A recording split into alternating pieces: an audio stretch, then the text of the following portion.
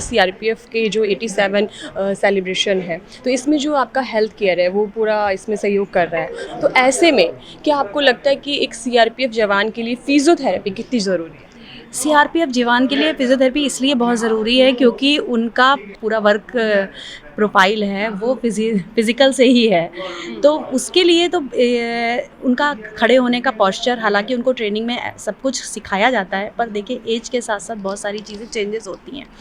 तो उसके लिए उनका खड़े होने का पोस्चर, उनका जो मेजर जॉइंट है, जैसे सर्वाइकल रीजन है, जैसे आपका बैक है, आपका नी है, ये 3 मेजर जॉइंट है, ये आपके स्ट्रॉन्ग होने चाहिए और सही अलाइनमेंट में होने चाहिए। अगर सही अलाइनमेंट में नहीं है तो कहीं ना कहीं पेन क्रिएट हो जाएगा, मसल्स पे ज़ोर पड़ता रहेगा, क्योंकि इनके यहाँ पे जो इनका जो एकेडमिक है उसमें इनकी सिटिंग है जो 8-8 10-10 घंटे की होती है।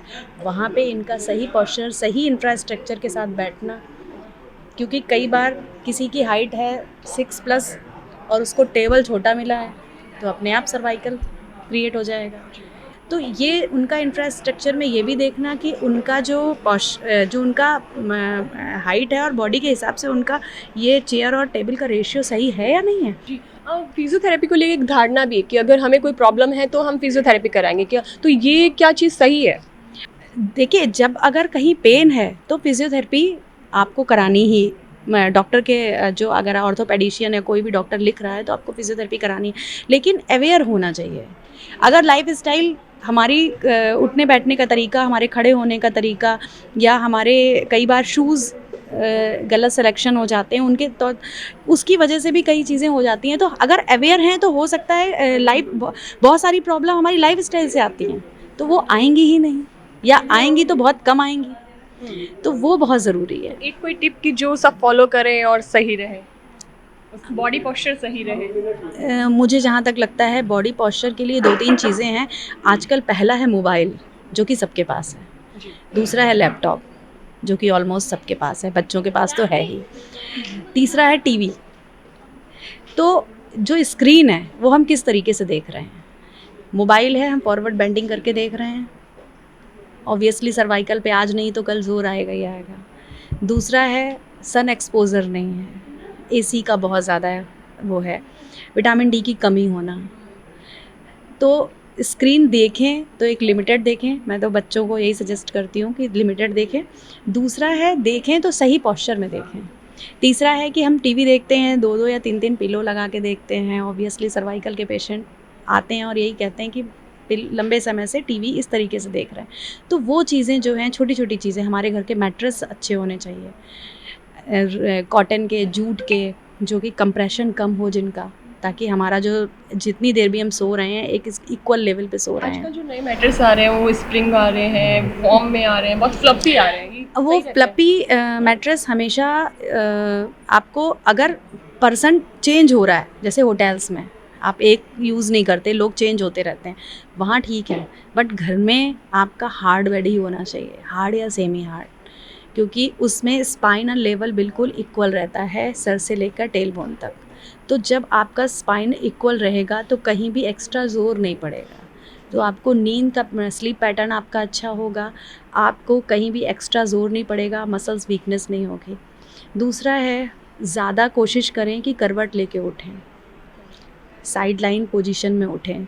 तीसरा है हम उठ रहे हैं तो पहले ये भी तो देखें कि हम फ्रेश उठ रहे हैं। अगर फ्रेश नहीं है, मस्कुलर पेन है, इट मीन्स कि कहीं ना कहीं तो हमें डॉक्टर के संपर्क में जाना चाहिए, ऑर्थोपेडिशियन। हमें टेस्ट बीच बीच में कराने चाहिए, विटामिन डी सही है, कैल्शियम सही है, या दूसरे और भी विटामिन्स हैं उसके लिए।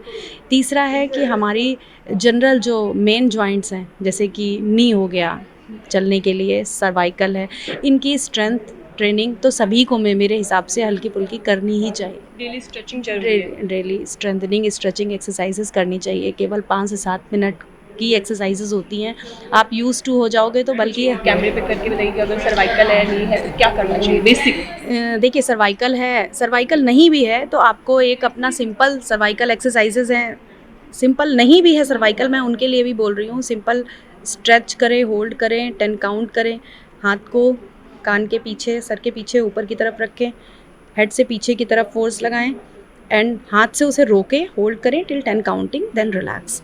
This one same exercise, this one same exercise, this one pressure करना है, हाथ को प्रेशर करना है, जिधर डायरेक्शन में हाथ होगा उसके अगेंस्ट प्रेशर करना है.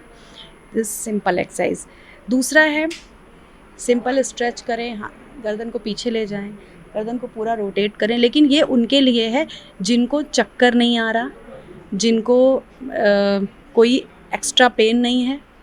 अगर सीवियर पेन है तो सबसे पहले डॉक्टर को दिखाएं, क्योंकि कई बारी ओवर पेन में एक्सरसाइज उस समय नहीं करवानी चाहिए. ये नॉर्मल है कि स्ट्रेंथ मेंटेन करते हैं.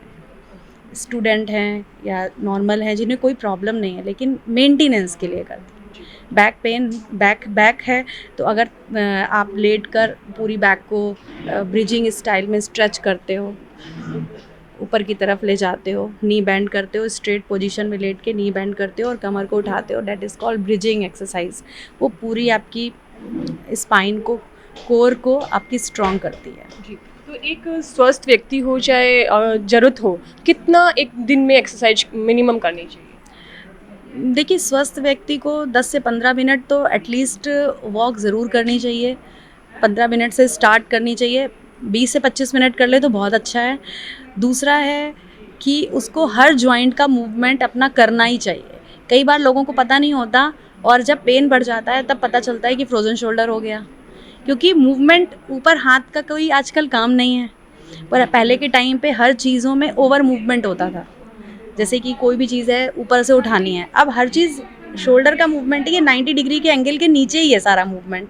आप किचन में काम कर रहे हो बिलो 90, आप गाड़ी चला रहे हो बिलो 90, आप लिख रहे हो, कंप्यूटर पे काम कर रहे हो, मोबाइल देख रहे हो, पूरा दिन का लाइफ शेड्यूल में ऊपर का काम कहाँ है? तो आपको लगता है कि कहीं ना कहीं आधुनिक सुविधाएं हैं वो जो हमारी जीवन शैली है उस पर प्रभाव डाल रही है? बिल्कुल बिल्कुल, लेकिन वो हम उसको अच्छे यूज़ करें. उसके अगेंस्ट अगर हमारे कहीं ना कहीं जॉइंट में दिक्कत आ रही या स्टिफ हो सकते हैं तो हम पूरी फुल स्ट्रेचिंग करें, मूवमेंट पूरे करें, तो ये मेंटेनेंस बना रहेगा.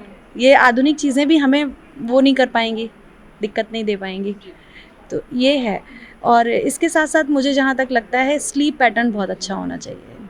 स्लीप पैटर्न अच्छा होने की वजह से भी आप के जॉइंट पेन और ये सारी चीज़ें काफ़ी हद तक ख़त्म हो जाती हैं. और जनरली आजकल स्लीप पैटर्न नहीं अच्छा है.